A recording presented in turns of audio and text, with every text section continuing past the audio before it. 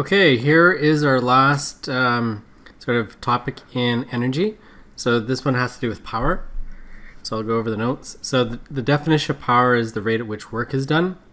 And in more general terms, power is the rate at which energy is transferred. So rate at which work is done. So power is work divided by time. That's a rate. And we could also say power is the rate at which energy is transferred. So it's change of energy over time. It's the same thing. And you can see from the units, if you have a delta E over time, that's equal to a joule per second. And that's equal to a watt. Okay, and horsepower is something people have typically heard. If you have 1 horsepower, it's 746 watts. Okay, so that's the concept. It's just how fast you can do some energy. So if you lift 200 joule, or sorry, if you do 200 joules of work and I do 200 joules of work, say lifting a weight, we're both doing the same amount of work. However, if you lift that weight in 1 second and it takes me 5 seconds to lift the same weight, then like power is equal to, what did I say, 200 joules divided by 1 second, as opposed to 200 joules divided by 5 seconds. This will be a much greater power than this. The other person would be much more powerful. Okay, let's do some example problems. Lover's leap. So this is mountain climbing or rock climbing. 122 meter vertical climb. The record time is 4 minutes 25 seconds by Dan Osman, who weighs 65 kilograms. How much work did he do to change his gravitational energy? What's the average power? So this is just someone going straight up. So the work is being transferred to a change in gravitational. So work is equal to, in this case, just mgh. So 65 kilograms, 9.8 newtons per kilogram, and 122 meters. So the work for Dan Osman is 77,714 joules. Okay, what's the average power output? So assuming that he's kind of roughly climbing at a constant velocity, we'll say that that's average output, power output here. So power is delta E over T. Joules. And time, we have to convert this time to seconds. So time is 4 minutes times 60 seconds per minute. So that's 240 seconds plus 25. So 265 seconds. That's not very long. 265 seconds.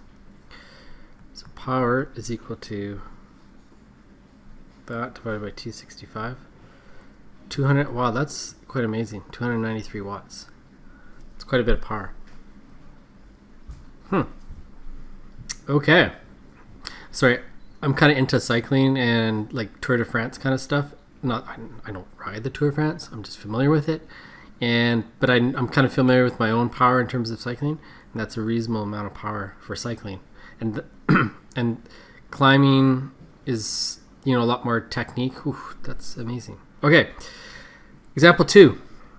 Car accelerates from rest to velocity in 4 seconds. What's the power? So work is equal to a change in kinetic energy this time. So that's equal to 1/2 mv squared. 1 times 10 to the 3 kilograms. 15 meters squared. So the work by that car is,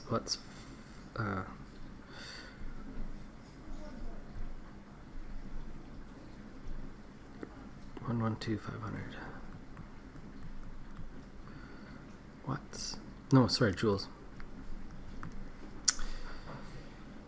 And the power is equal to delta E over T. You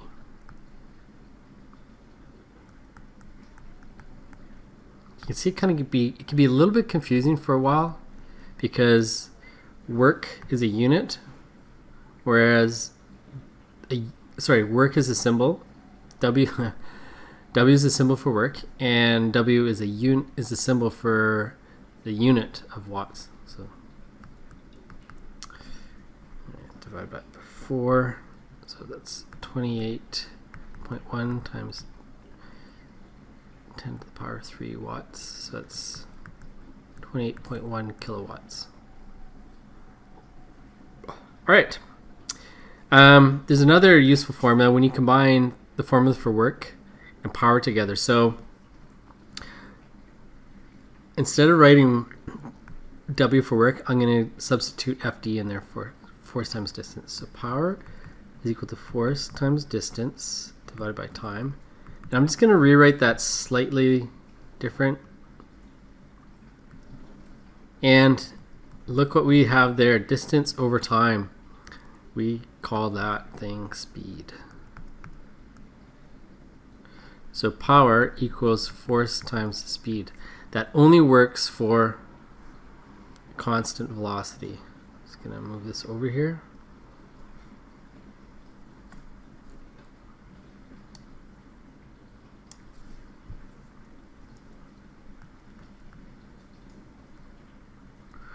Only for constant velocity.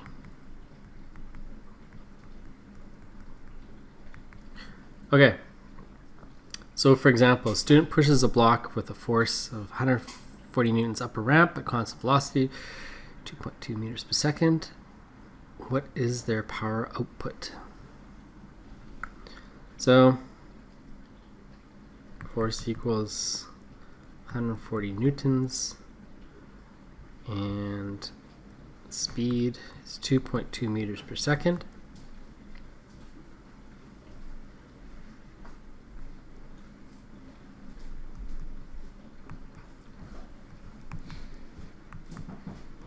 So it's something like that. So their power is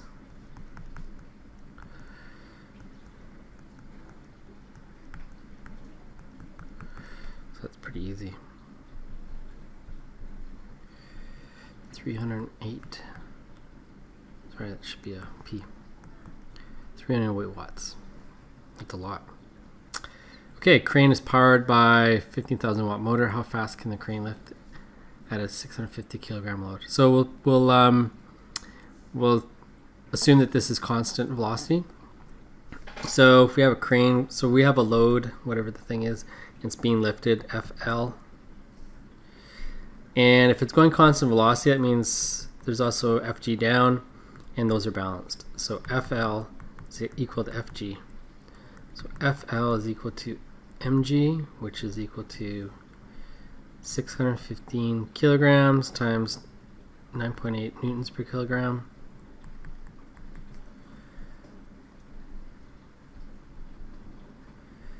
So yeah, 6,027.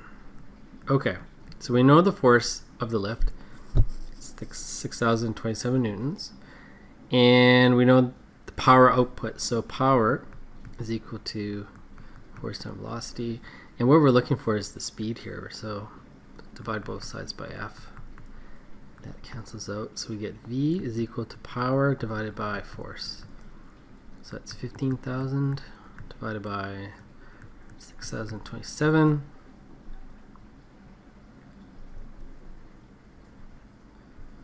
So 2.5 meters per second. Okay, sweet. That's it. So those are examples. There's 4 practice problems you could do. They're very, very similar. Very similar. So I don't think you shouldn't have too much trouble, and there's answers to the questions there.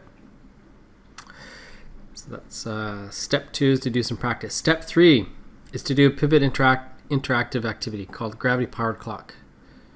So you'll have to go to Pivot Interactives to get that activity. So I think these questions could maybe take 20 minutes. That's kind of it. This pivot might take 40 minutes, something like that, so an hour. And then I have a last activity, step 4, what's your power? So this is kind of, the idea here is, it's kind of interesting, kind of fun maybe. The idea is that you would go outside, find some stairs, run up the stairs as fast as you can, and doing that, you can calculate the power, how powerful you are when climbing stairs. So it tells you how to do it. Your work is going to be the change in gravitational energy, and then your power will be Eg over time. So if you time yourself how fast it takes you to climb, you can figure out your power. To figure out how high you climb, this is why we use stairs, is if you can measure the height of one step and then multiply by how many steps you do, you get your height. So if your step is like 20 centimeters and you climb up 20 steps, that means you've just climbed 400 centimeters. And you multiply that by your mass in kilograms and 9.8. So it'd be great if you could do a trial. And once you've done your trial, you could go to this link here and you can upload, I think it's going to ask for your mass and how long it took you and your power. I think that's right. Yeah. And I'm really interested, actually, if people can do different trials. Like if you do one trial where you only climb for about 10 seconds, you do another one for maybe 20 seconds, 30 seconds, or even a minute. To do a minute, you'd need like a lot of stairs. Like you'd probably have to be in a building that has like 3 or 4 flights of stairs that you can run up. If you don't have stairs at home, I've found some places where you can easily do kind of this trial. Someone told me there's some stairs at Safeway, Broadway, and Stevens that will work quite well. But I haven't been there. I'm not sure. There's near Trafalgar, or just off Trafalgar, off of Puget Drive. There's some nice set of stairs. There's the coordinates. There's some stairs that go from the seawall on Falls Creek up to the Cambie Street Bridge. So this is on the south side of the Falls Creek, and then as you get further east, China Creek, North Park. So this is close to like the new Emily Carr and BCIT. I don't know. Great Northern Way. There's a good set of stairs there. I think I did it today to test it out. If you go like halfway up, it's about maybe 10 seconds. You go all the way up, it's probably around 20 seconds. And I went to this is actually at Van Tech. They have some stairs between their turf field and basketball court, but it's not that long. It's only about 10 seconds. All right, so I really hope it'd be awesome. I'm pretty sure not everybody's going to do this. It'd be awesome if we can get, I have 3 classes. If I can even get 30 people to do it, that'd be great. And if you can do like 10 seconds, 20, it'd be great. I'm going to collect the data and see if we can find any interesting patterns. And here's my hypothesis. The people that typically are the most powerful at 10 seconds are quite often a different kind of physique than the people that can do it for 30 seconds or 60 seconds. So that's why I want to kind of collect some data on that. Okay, that's all I got for you. Good luck with the practice questions. Gravity powered clock will probably take the most time. And then this is kind of, again, finding out your power is more of an interesting, fun kind of thing to do. So hopefully you can get some of that done. All right, thanks.